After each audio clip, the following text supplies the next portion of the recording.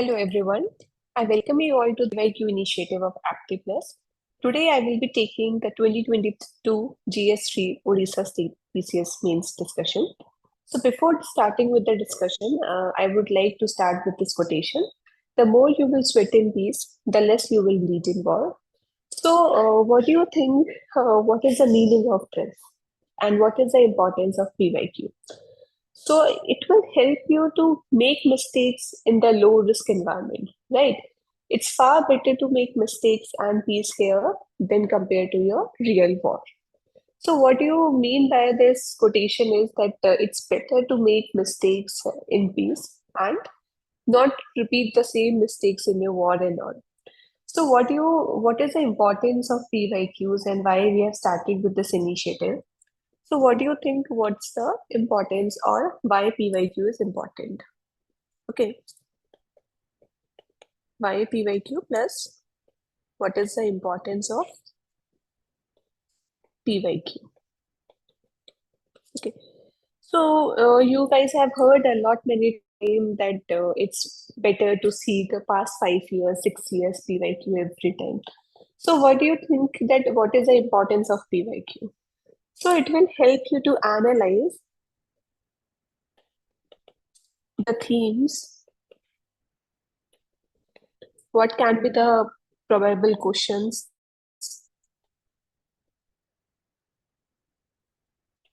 What can be the probable questions?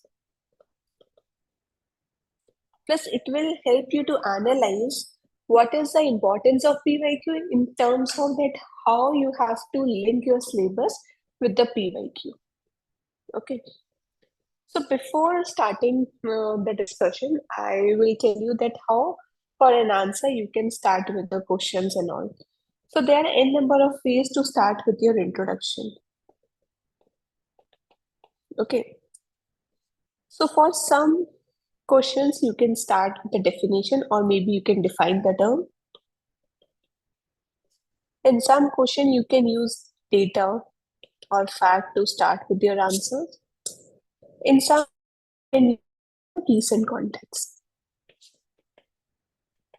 Okay, so that there will be a variety of questions, a variety of answer, and variety of way of writing your answer, so that the question and the answer will not be monotonous. That you are starting every question with the definition, or maybe you are just starting with your question, your answer with the data or fact. So there are 2 to 3 ways to you can start with it. Okay, so let's start with the discussion. Today I will take the group A, and in the second part we will discuss the group B of your 2022 paper. And I will let you know what can be the probable questions or what can be the themes that can be asked in this year means. Okay, so let's start with the first question. It's about the assess the environmental and human health impact of plastic pollution. Examine the sources, distribution, and persistence of plastic pollutants in terrestrial and aquatic ecosystem. Discuss the potential strategies and technological innovation for mitigating plastic pollution and promoting sustainable waste management practices. Okay, so whenever you are reading the questions, always see what are the terms that is being asked. Okay, for example, in this, the first part is, in this question, it's a 20 marker and it's divided into 3 parts. The first part is you have to assess the environmental and human health impact of plastic pollution. The second is that you have to tell what is the sources, distribution, and persistence of plastic pollution in terrestrial as well as in aquatic ecosystem. The third is that you have to tell what is the potential strategies and technological innovation for mitigating plastic pollution. Okay. So like in previously, like I said, that either you can start with the data or you can just start with the definition or you can just start with defining the term. Okay. So in here, the roughly globally 69% of world plastic waste emissions come from 20 countries, of which 4 are low-income countries, 9 are lower middle countries, and 7 are upper middle countries. Okay, or you can just start with this that plastic waste is a significant global issue, causing widespread pollutions and posing threat to ecosystem and human health. It is a major contributor to triple planetary crisis. What are the 3 planetary crisis, that is the environmental degradation, climate change, and biodiversity loss. Okay. So now just hit the demand of the questions directly. The first demand is that you have to tell about the environmental and human health impact of plastic pollution. So it always, whenever in your answers in your body, always use those terms that is being, and or you can say the keywords that is being asked in the questions. Here the keyword is what are the environmental and human health impact of plastic pollution. So directly write the environmental impact. What are the environmental impact? 3 to 4 points you can write, like ecosystem distribution, biodiversity loss, soil contamination, and water contamination. So in ecosystem distribution, what you can write that plastic, especially the microplastic. What do you mean by the microplastic? These are those plastics which are less than 5 millimeter in size and can infiltrate a wide range of ecosystem, including the oceans, rivers, terrestrial environment. Okay. What are the marine ecosystem? If I'll talk about the marine ecosystem, approximately 8 million tons of plastic enter the ocean every year, equating about 1 truckload of plastic per minute. Okay. Large plastics such as fishing net are responsible for entangling marine creatures like sea turtle, whales, and seals. Okay. So it is estimated that around 1 lakh marine mammals and 1 billion seabird die every year from the plastic because of plastic ingestion. You can even quote this data of UNEP 2019, the studies that suggest that 700 species of marine environmental are known to ingest plastic.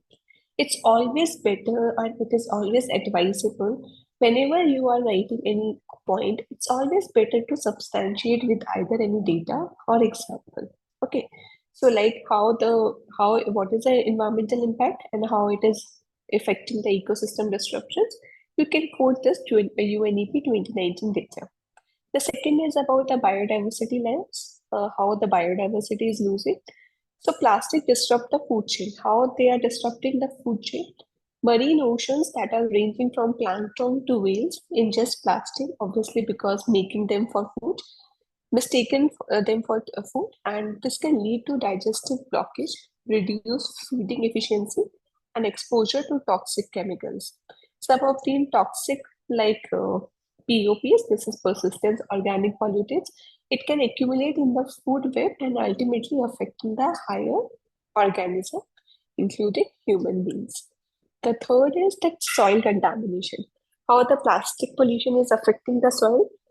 So generally, plastic pollution in soil, it disrupts the microbial communities and it affects the soil health.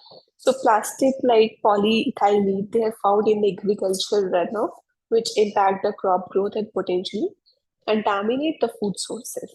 Okay, so plastic waste in soil can significantly reduce the soil microbial activity and ultimately compromising soil fertility. Okay, what is the water contamination? How it's impacting? Plastic in water bodies degrade into small particles which are not harmful to aquatic, like to aquatic life, but also contribute to global spread of microplastic. These small plastic can contaminate drinking water supplies and pose risk to human health when consumed. Okay. So the second part is about they're asking about the human health impact. So how they are impacting the human health. The first is chemical exposure. Plastic that are made from chemicals, they leach into the environmental over time.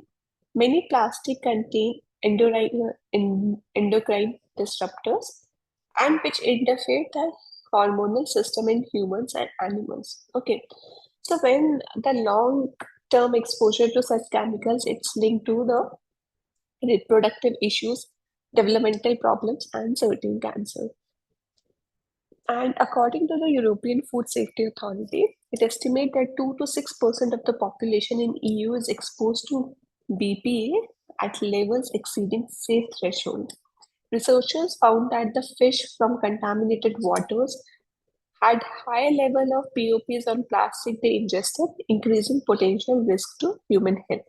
Okay, what can be the third reason? It's like the ingestion of microplastic. Okay, there is a growing concern about about microplastic entering the human food chain. Studies also have detected that microplastic in seafood, drinking water, and they are already found in the studies have detected that microplastics are found in the seafood, drinking water, and even in salt. The long-term health effect of consuming microplastics, it causes the inflammation, damage, and disruption of immune system. Okay. So according to a WHO case study recording in 2019, they found that 93% of bottled water sampled worldwide contain the microplastic. Okay, so it's better you can quote about the WHO data that according to 2019 studies that 93% of bottled water sampled worldwide contain the microplastic. The third point is airborne microplastic. When plastic products degrade, okay, so they release the small particles into the atmosphere, which can then be inhaled by humans. So this may lead to the respiratory issues and other health problems. Okay, so the second part it is about the sources, distribution, and persistence of plastic pollutant. So what are the sources? So you can show in a tabular form in the terrestrial and the aquatic ecosystem. The first sources is the sources for the single-use plastic. Okay, and for aquatic, it is a synthetic fiber. So what is a single-use plastic? For example, in our daily life, we use a plastic bag, bottles, straws, and packaging are the major contributor to plastic pollution. What are the synthetic fibers that are the sources? It is your particularly the clothes, the fiber from clothes, particularly those that are made from the polyester and nylon. They shed the microplastic during washing. Okay, so you can give an example of that discarded net lines and the ropes now make 46% of the Great Pacific garbage package. The second source can be the tiny plastic particles less than 5 millimeter in size. It can originate from breakdown of larger plastics or directly added to products like cosmetic and detergent. So you can tell the sources like this. The third, you can even mention about the manufacturing process that generate the plastic waste, including the scrap pellet and fibers. So plastic films and containers used in agriculture as well as in plastic pesticides, fertilizer contribute to plastic pollution in terrestrial and aquatic environmental. So what can be the aquatic ecosystem sources? For example, you can mention about the industrial discharge of wastewater, such as heavy metal CDNA. What is CDNA? It is the lead, mercury, okay, cadmium, nickel. So these are the industrial discharge. These are the industrial discharge heavy metals that affect the aquatic ecosystem. The third is the runoff that is pick up and deposit harmful pollutants like the trash, chemicals, and direct sediments. Okay, so what are the distribution of aquatic and terrestrial? Aquatic may you can mention about this ocean, river, lakes, coastal areas, and the Great Pacific Garbage Patch is the largest collections of plastic debris in the world. The other about the terrestrial you can mention about concentrated around the agriculture and urban areas. Okay, in urban and rural areas, plastic can be found in the environmental, especially in areas with poor waste management infrastructure. Second, you can talk about the dispersed through the soil and water runoff. The third, you can talk about the found in the soil, river bank, and food plains. In distribution, you can tell about like the oceans, current, and spread plastics. Plastic have been found in even the most remote parts of the ocean, including the deep sea trenches. Okay, you can even talk about the hotspots near the industrial and urban effluents. Why they are persistent, you can mention about their durability. This is one of the reasons that plastic can take hundred of years to and thousands of years to break down, depending on the type. Okay, so most plastics are not biodegradable. That is the one reason that it is still persistent in terms of aquatic. The reason is microplastic. That even when the plastic break down into microplastics, they remain in the environment and can accumulate in the food web. Okay, So these tiny particles are particularly dangerous because they are difficult to detect and remove. So more plastics are, as you know, they are non-biodegradable. The second reason is breakdown into the microplastic over time, and decomposition hinders by the soil properties. The second is that plastic pollutions can have economic impact, including the damage to the fisheries, tourism, and infrastructure. So the third part, if they ask about the what can be the potential strategies and technological innovation. So whenever about the potential strategies and technological innovation, try to diversify the points. For example, you can talk about that you have to enhance recycling, okay, or you can follow the 3 Rs plus E strategy, and you can talk about the extended producer responsibility, educate them, circular economy, and the policy shift. So the first is about the enhanced recycling. So many plastics are recyclable, but current recycling systems are not very efficient as they could be. So you can tell about that 3 Rs plus E strategy. What is the 3R plus E strategy? It is the reduce. So you can do that, try to reduce the use of plastic, for example, cut down plastic usage through conscious consumer choices and reducing the packaging. The second, you can talk about the reuse, how you can reuse it, repurpose plastic items wherever possible for disposal. The third, you can talk about the recycle. Recycle is the collect and process plastic waste to create new products, minimizing landfill and contributions. Okay. The second, I have talked about the extended producer responsibility. What is this policy approach? So this policy hold the manufacturer, they have to be accountable for the entire life process, right? Including your waste disposal. So before that, the manufacturer was not accountable for the entire life process. So by making producer responsible for managing plastic waste, it incentivizes the creation of products that are easier to recycle and have less environmental impact. Okay. The third is about the educate, right? So raise awareness and promote the behavioral change regarding the plastic uses and recycling. The fourth, you can talk about the circular economy. So develop and implement the regulation to combat plastic pollution and promote the circular economy. You can even talk about the policy shift, for example, that create the incentives for business and consumer to adopt sustainable practices. What can be the technological innovation? The first can be the biodegradable plastic.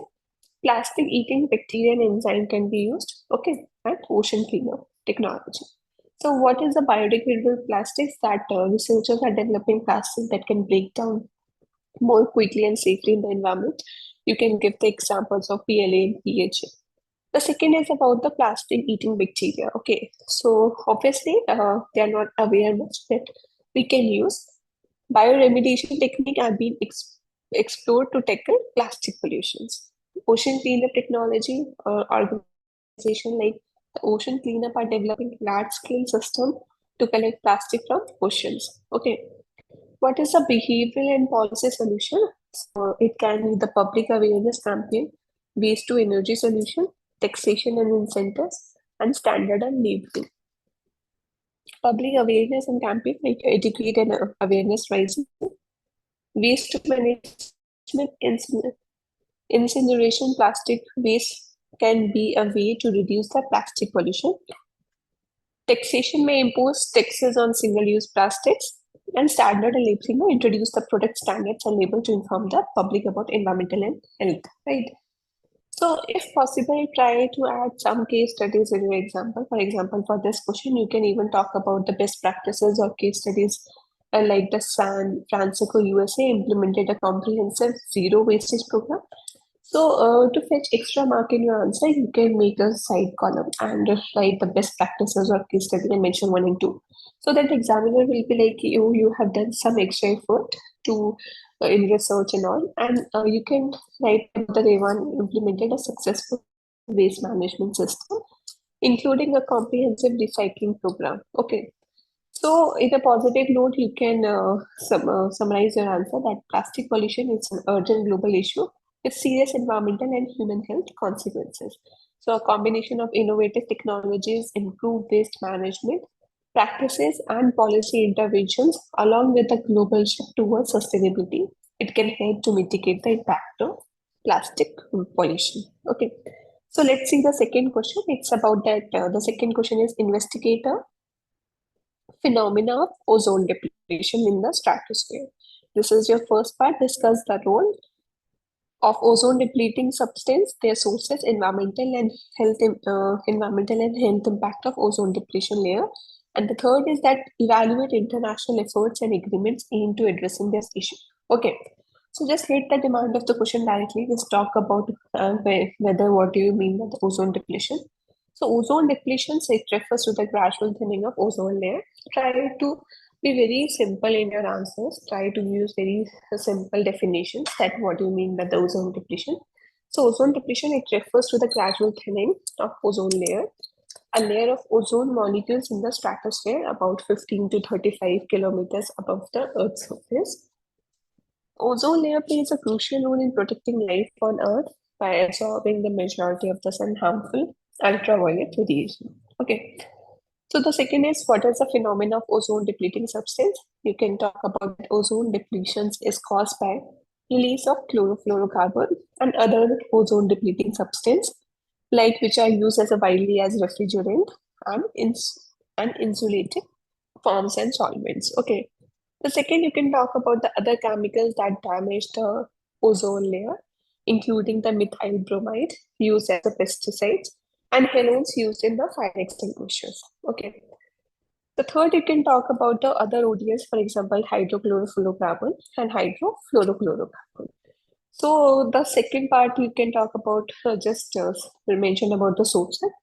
In sources, either you can use some flow or pie chart or diagrammatic representation. Okay, what are the sources?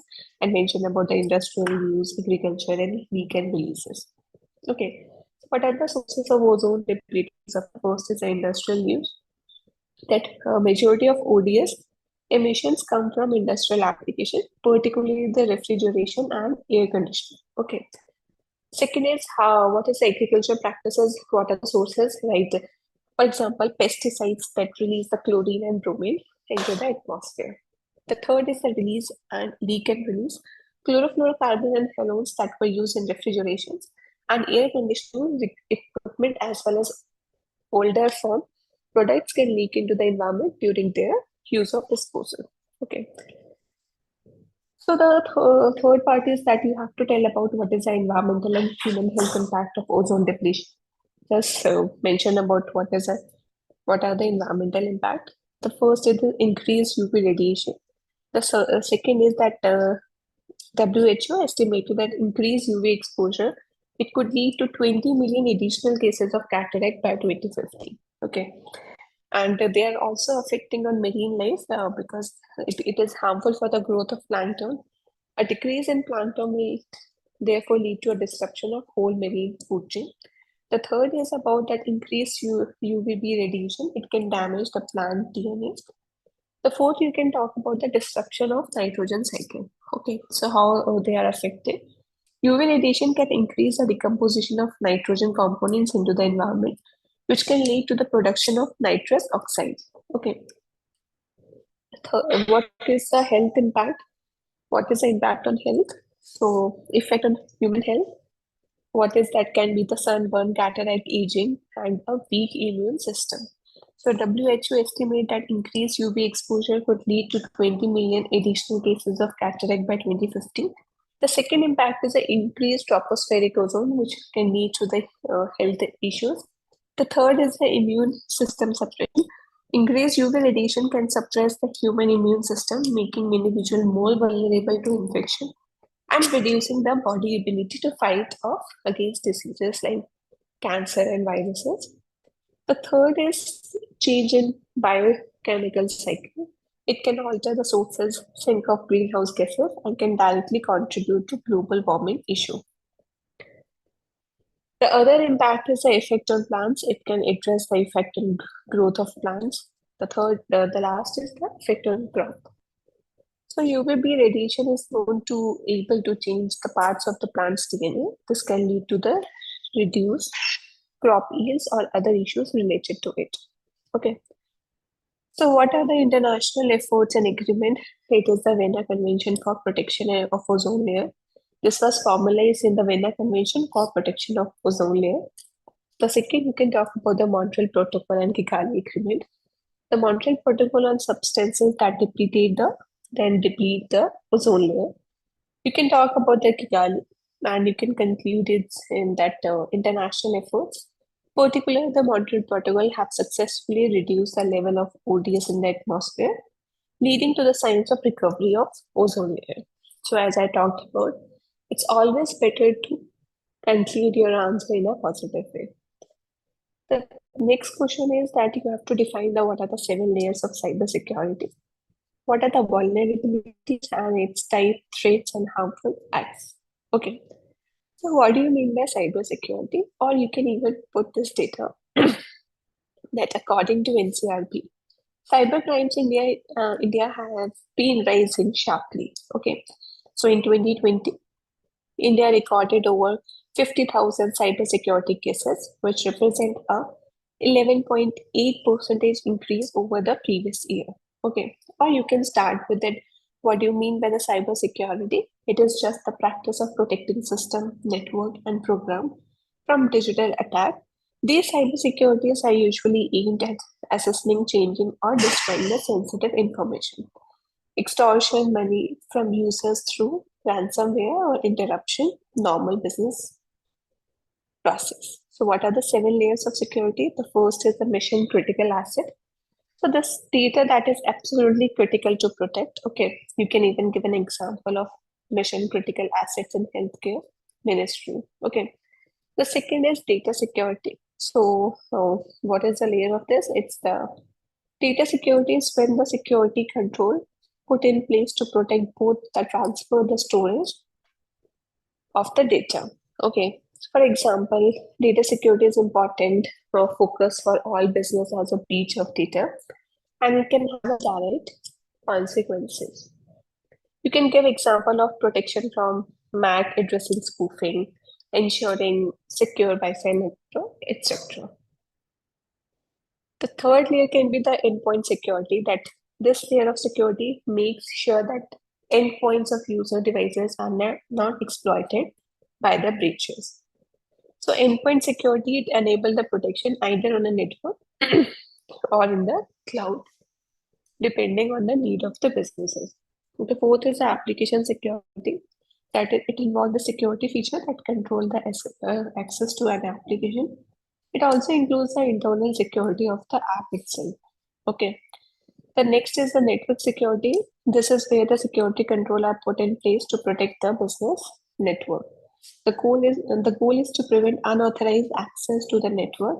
It is crucial to regularly update all systems on the business network. You can give this example of firewall or network access control. Six, you can talk about the perimeter security. The security layer ensures that both the physical and digital security method protect the business as a whole. Okay. So next, you can talk about the human layer, that despite being known as the weakest link in the security chain, the human layer is very necessary layer. Okay. So the next question is about what do you mean by the vulnerability? You can just define in a simple term that vulnerability is a weakness or a flaw in the system, network, or application that can be exploited by attackers to gain unauthorized access or or cause damage. Okay, so just tell about what are the types of vulnerabilities. The first is the software vulnerabilities, that can be the bugs, glitches, and weakness in the software application. Example, the buffer overflow. Okay, the second is about the hardware vulnerabilities, the flaws in physical devices such as the CPU vulnerabilities. Okay, the third, you can talk about the network vulnerabilities, that is a weakness in the network infrastructure.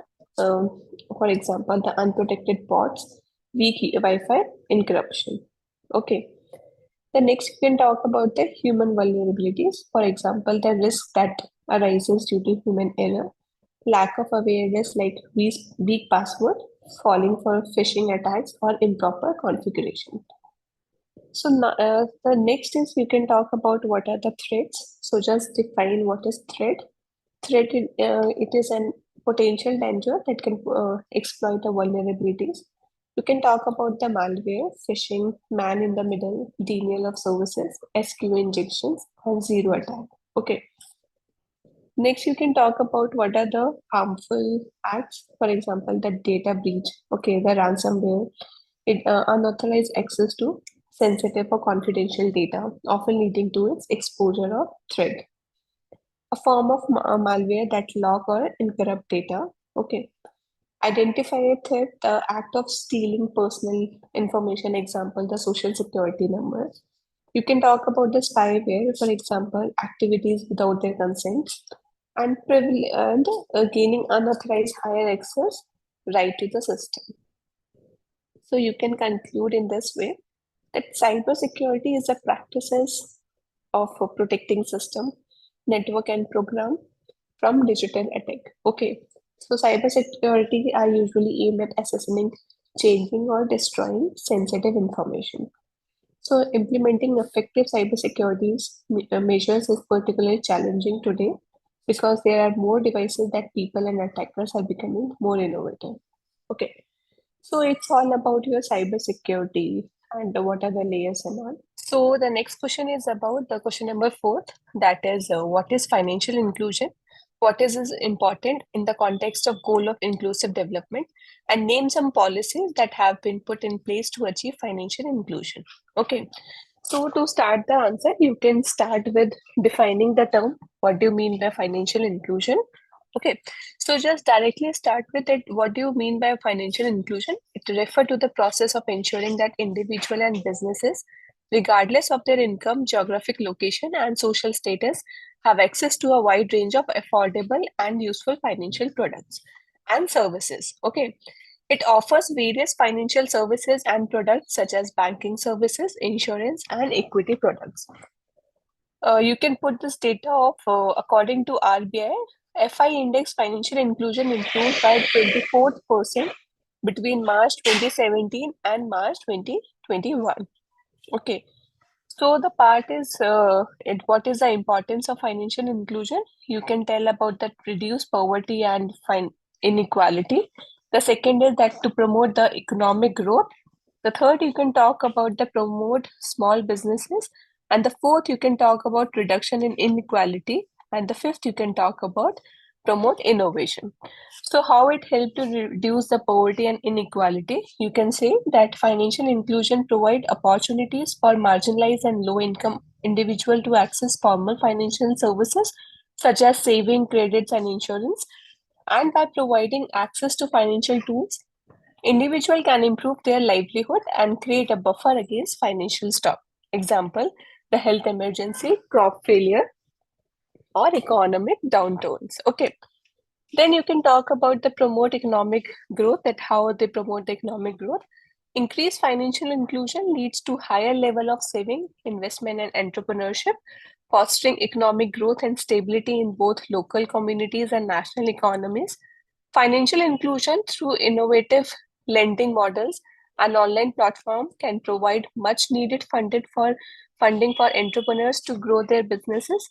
You can even talk about that reduction in inequality, that financial inclusion, it reduces the gap between the different economic classes by facilitating access to financial services for women and rural population and marginalized group. It helped to bridge the social and economic disparities. How it promote the innovation, that financial inclusion drive innovation in the financial sector, leading to development of new technologies and fintech solution that cater to the needs of underserved population. Okay, the last, you can talk about the access to credit and loan, that without access to formal credit, many people depend on the informal lenders who charge very extra high interest rate. Okay, so what are the policies to achieve the financial inclusion in India? You can talk about the Pradhan Mantri Jan Dhan Yojana. You can talk about the Stand Up India scheme. You can talk about the Pradhan Mantri Mudra Yojana. And you can talk about the Pradhan Mantri Suraksha Bima Yojana. And the last, you can talk about the Sukanya Samriddhi Yojana. Okay. So Pradhan Mantri Jan Dhan Yojana, that was launched in 2020-2014.